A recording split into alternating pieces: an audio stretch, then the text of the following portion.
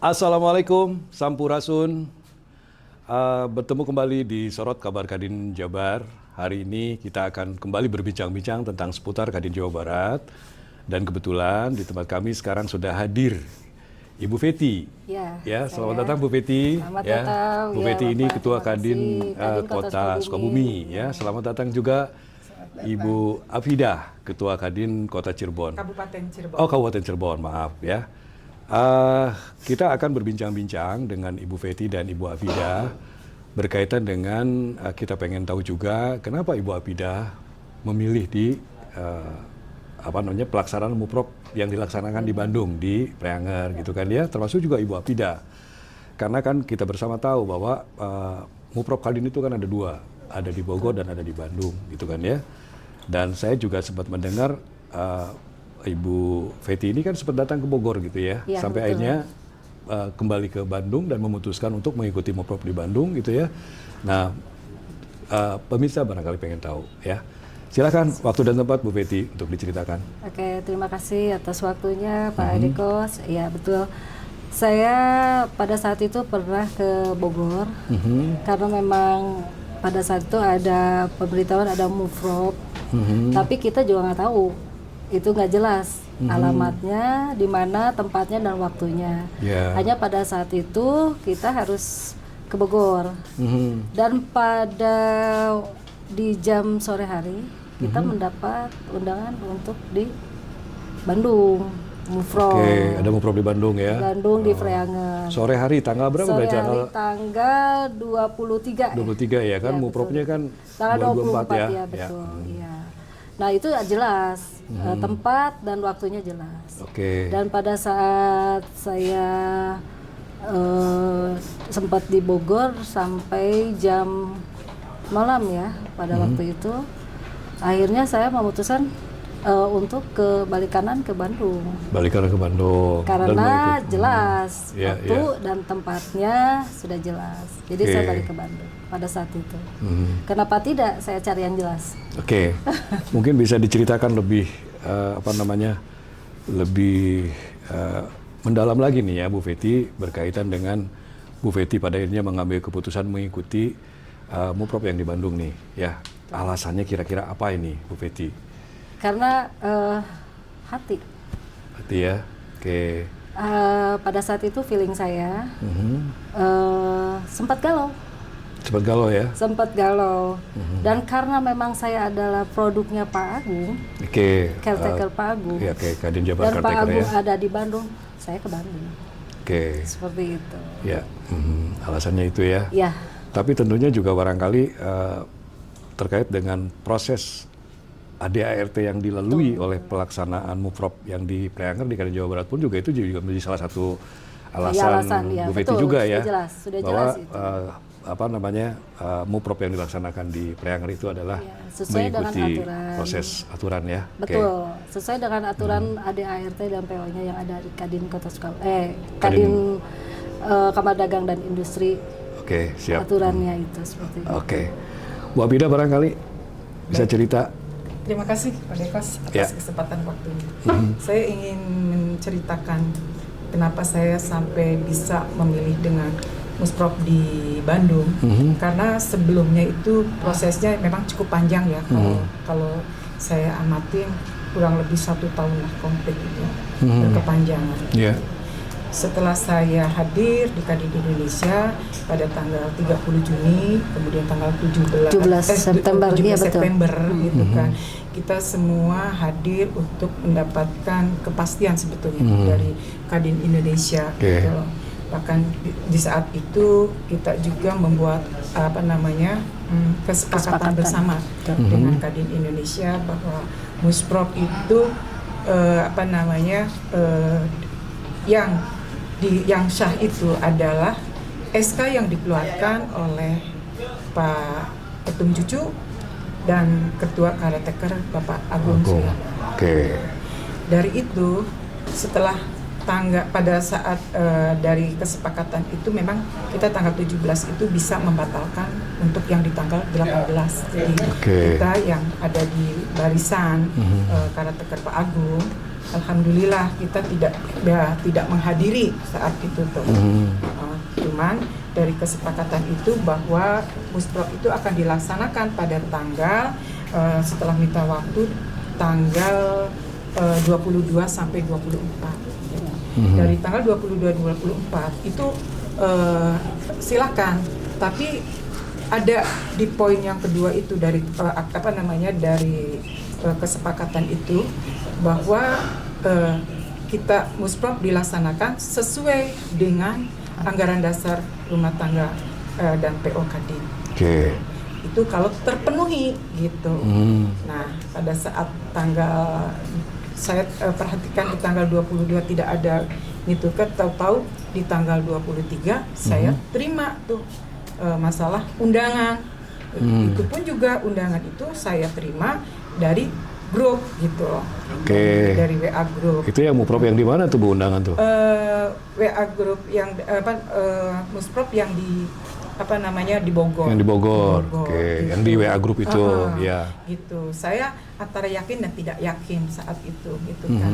Cuman saya tidak mau gegabah ya, karena saya kan tidak sendiri, gitu loh, karena ada banyak banyak gerbong yang dibawa ya. Gerbong yang dibawa, jadi saya penuh dengan kehati-hatian dan saya selalu untuk dengan rekan untuk membicarakan ini bagaimana gitu kan.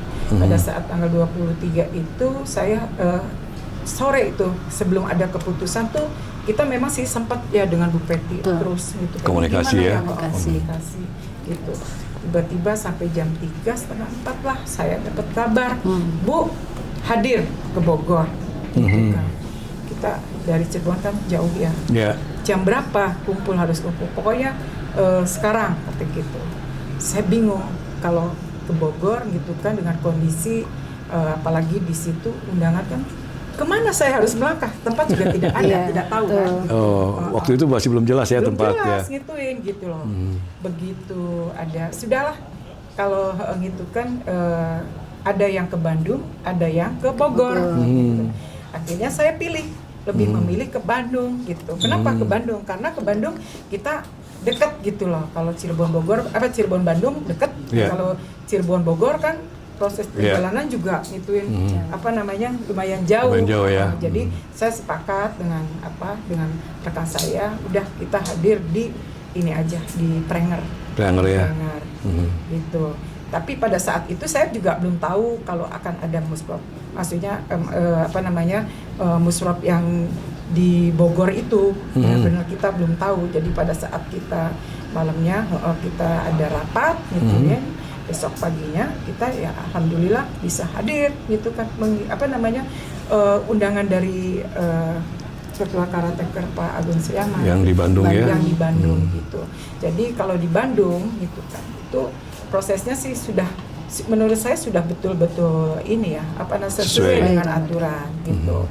Semua prosesnya dilalui, tahapan-tahapannya dilalui gitu. Jadi makanya pada saat Musprop juga kami menekankan, saya menekankan kepada Pak Agung saat itu dan kepada pimpinan rapat ya waktu itu bahwa kita lanjutkan Musprop. Gitu kan. Kenapa? Karena semua sudah sesuai gitu dengan aturan. Dengan aturan ya. Mulai tahapan pendaftarannya, calon ketuanya, gitu kan. Walaupun pada saat itu calon ketua itu, tapi kan kita sudah kesepakatan bersama untuk mencalonkan Pak Nizar. Ya, aklamasi ya. Aklamasi sebagai ketua. Gitu. Jadi yang terpenting bahwa memang proses aturan Mupropnya itu sudah betul-betul dilalui lah ya, betul. Sesuai dengan aturan ADART ya. Iya. Dan kalau saya dengar tadi Ibu mengatakan bahwa ini kan yang lebih digarisbawahi itu berpegang kepada keputusan daripada Kadin Indonesia berkaitan dengan Kadinda yang diakui, ya kan berdasarkan SK yang dikeluarkan oleh Pak Ketum Cucu dan Ketum Pak Agung ya sebagai Ketua Kadin, itu yang diakui kan gitu ya. Dan yang di Bandung itu rata-rata adalah Kadinda itu semua ya, Kadinda yang memang sudah diakui gitu kan ya.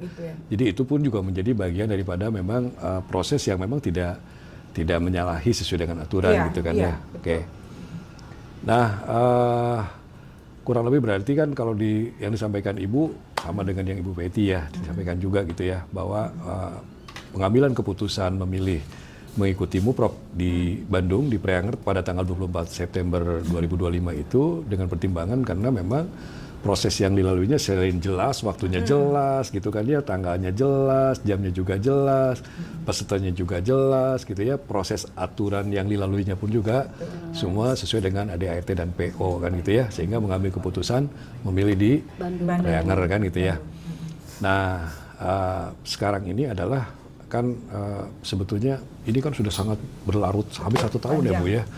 Dan Kadin itu kan adalah sebagai induk organisasi bagi dunia usaha, asosiasi, dan mitra strategis pemerintah. Artinya bahwa dunia usaha, asosiasi maupun pemerintah sekarang ini kan dihadapkan dengan kebingungan nih, harus mengacu kepada Kadin yang mana, kan gitu ya.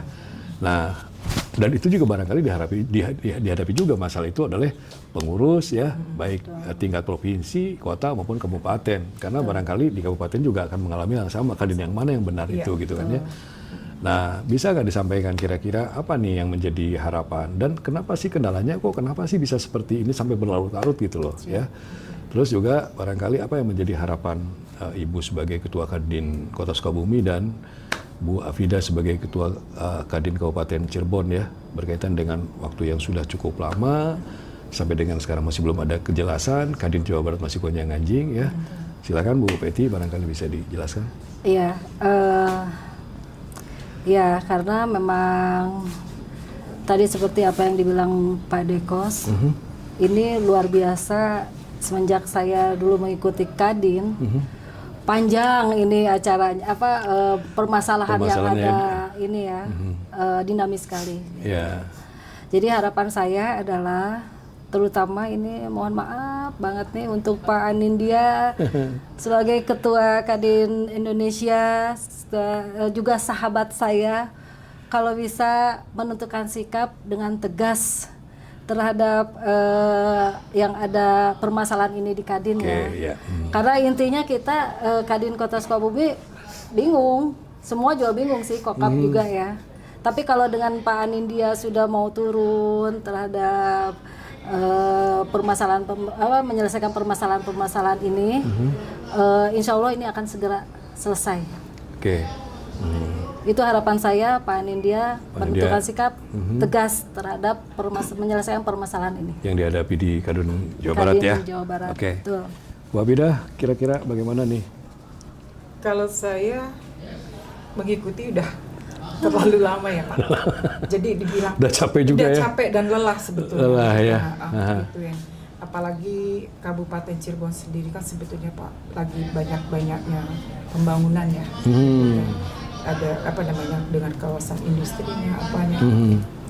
Dengan konflik seperti ini akhirnya ya terus terang saya sebagai ketua tuh ya sangat kena dampak ya. Kena dampak sekali gitu kan. Jadi timbul faktor ketidakpercayaan kepada Kadin sendiri ya pada akhirnya gitu.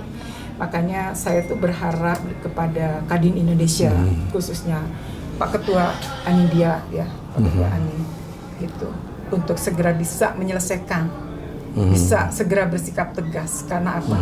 Kita sudah jelas Musprop yang mana yang sah sesuai dengan anggaran dasar, anggaran rumah tangga ya, gitu kan. Sesuai dengan PO. Ya tentunya ya Musprop yang dilaksanakan di Preanger dan terpilihlah Pak Ketua Pak Nizar itu yang sah gitu Pak. Jadi bagaimanapun ya tetap Pak Nizar harus bisa dieskakan gitu. Biar konflik itu tidak akan berlarut gitu. Dan saya yakin sosok Pak Nizar pun juga pandangan saya dia akan bisa mampu untuk bisa menetralisir tentang permasalahan yang ada di Kadin Jawa Barat ya. Jawa Barat gitu.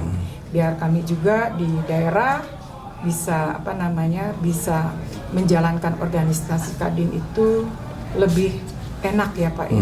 Apalagi sekarang tuh program-program dari pemerintah itu juga kan tugas-tugas ya Pak untuk Kadin kan gitu, banyak menyentuh gitu. Jadi kalau selalu ada konflik gitu kan bisa dibayangkan Pak gitu. Betul. Jadi sekali lagi saya kepada Kadin Indonesia untuk bersikap tegas dan netral.